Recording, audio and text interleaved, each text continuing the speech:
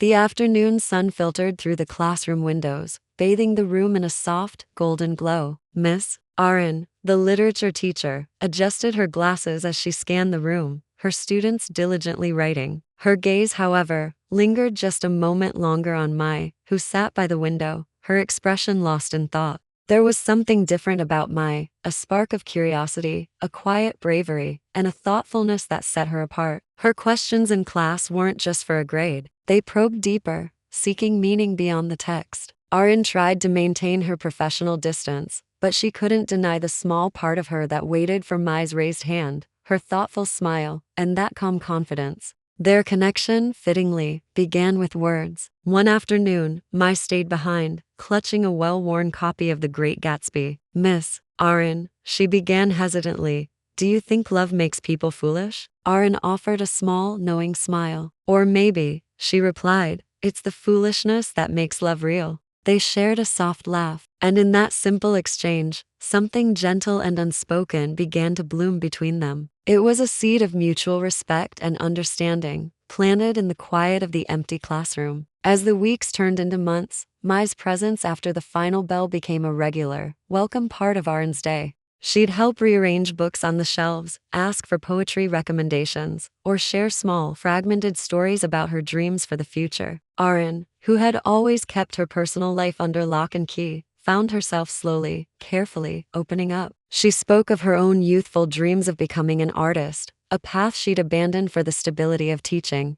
In these shared moments, the lines between teacher and student blurred into something more human, a friendship built on shared secrets and quiet vulnerability. One afternoon, the heavens opened up, and a heavy rainstorm lashed against the classroom windows. The world outside was a symphony of wind and thunder, but inside, a profound quiet settled over the room. Mai stood by the window, watching the storm rage. Do you ever feel like you're living someone else's life? She asked, her voice barely a whisper above the drumming rain. Arin paused, the question hitting a nerve she thought was long dormant. Every day, she admitted, the truth hanging heavy in the air. Mai turned, her eyes shining with an emotion that mirrored Arin's own feelings of being adrift. Then maybe, she said gently, it's time you start living for yourself. The space between them crackled with unspoken words, a current of admiration, respect, and something much, much deeper. It was a moment of profound connection, a meeting of two souls who saw each other with perfect clarity, but both understood the invisible line, the boundary that could not, and should not, be crossed.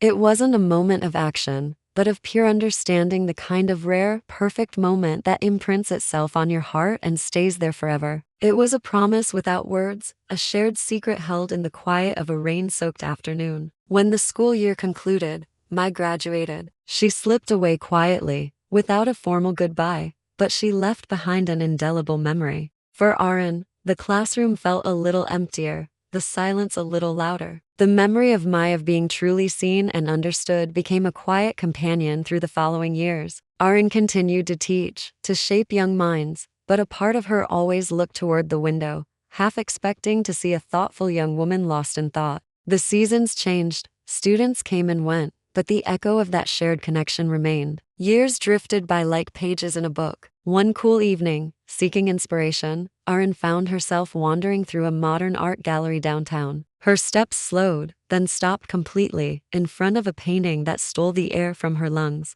It was a scene she knew intimately, a classroom window, rain streaking down the glass, and the silhouettes of two figures standing close, bathed in the stormy light. Her heart hammered against her ribs as she leaned closer to read the small plaque. The artist's name was Mai Radonakal. Before the realization could fully settle, a familiar voice spoke from behind her. I hoped you'd find it one day. Arin turned, completely speechless. It was Mai, older of course, with a new air of confidence and composure, but her eyes held the very same spark Arin remembered so vividly. A slow smile spread across Arin's face, a smile that reached her eyes. You remembered, she whispered. I never forgot, Mai replied, her voice calm and steady. You taught me what love really is: quiet, patient, and kind. You showed me how to wait for the right time. They stood there for a long, silent moment, surrounded by art and memory, the years between them melting away. No more words were needed. Their story had finally grown beyond the confines of the classroom, maturing into something respectful, whole, and lasting.